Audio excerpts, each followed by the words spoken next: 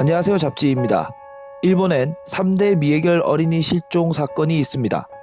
그 중 하나인 마츠오카 신야 실종 사건에 대해 알아보도록 하죠. 잠시 다른 곳에 갔다 오고 돌아와 보니 아이가 사라져 있었습니다. 그 시간은 단 20초. 도대체 무슨 일이 있었던 걸까요?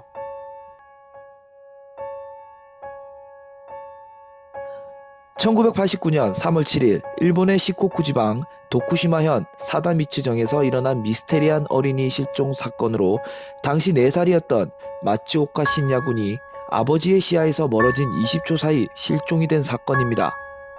일본 3대 미제 어린이 실종 사건으로 유명하죠.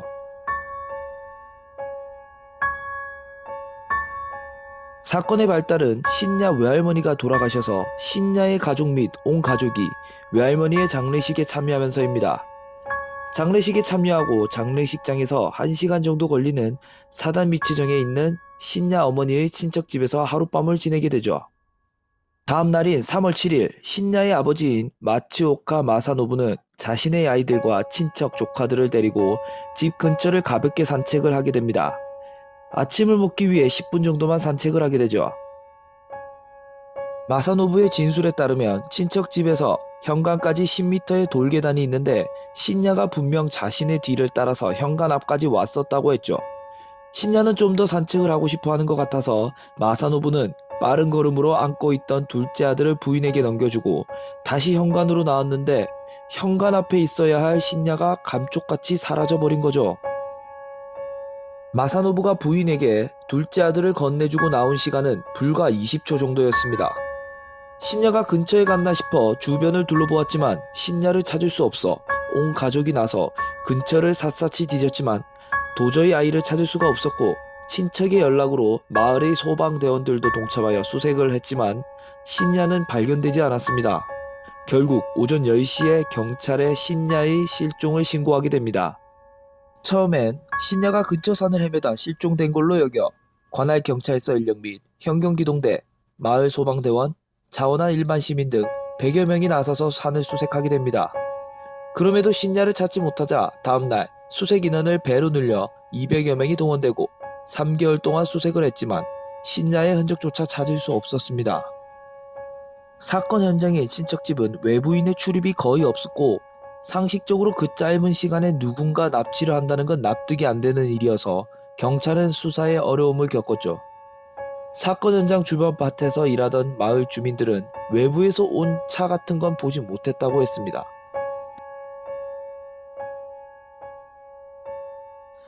신야의 가족들은 친척집에 남아 신야의 소식을 기다렸지만 신야를 찾을 수 없게 되자 3월 17일 일단 이바라키 현의 집으로 돌아가게 됩니다. 그런데 전날인 3월 16일 친척집으로 정체를 알 수 없는 전화가 걸려옵니다. 전화를 건 사람은 자신이 신야의 동네인 이바라키현의 세이케이 유치원에 다니는 마리코의 어머니라고 했고 이렇게 말했습니다.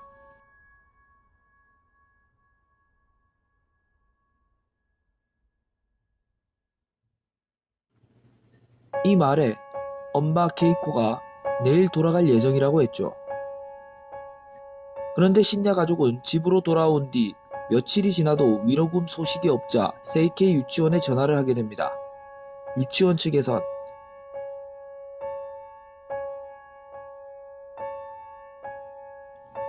라는 답변이 돌아옵니다.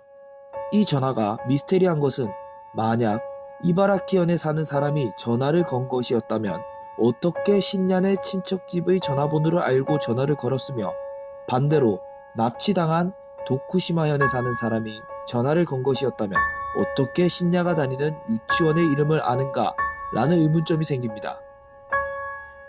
이 이상한 전화를 걸었던 도쿠시마 여성이 신야를 납치한 범인일 가능성이 높다고 판단했습니다.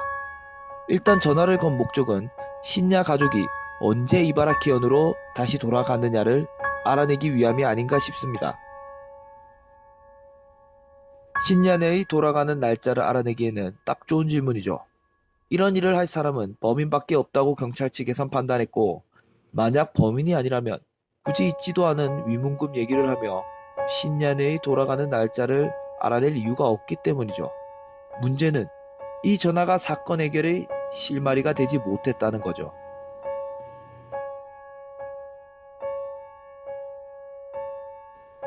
이후 신야의 가족들은 TV 출연을 하게 되고 일본 각지를 돌아다니며 신야를 찾았지만 신야의 행방은 찾을 수 없었습니다.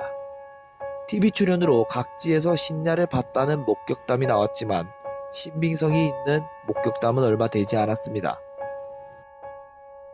그중 가장 신빙성 있는 목격담은 2000년에 어머니인 케이코 씨 친구 지인이 전한 목격담으로 신야가 사라진 다음 달에 도쿠시마현의 히와사초 해안에서 신야와 비슷한 남자아이를 봤는데 30대 후반의 남자가 아이를 안고 있었습니다. 부모로 보기에는 뭔가 부자연스러웠다 라며 남자아이의 얼굴도 신야와 많이 닮았다고 했습니다.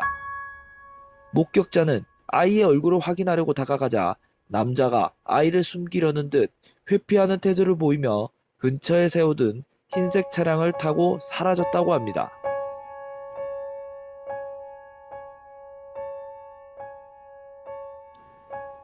(1989년) 일본 사회는 어수선한 해였습니다.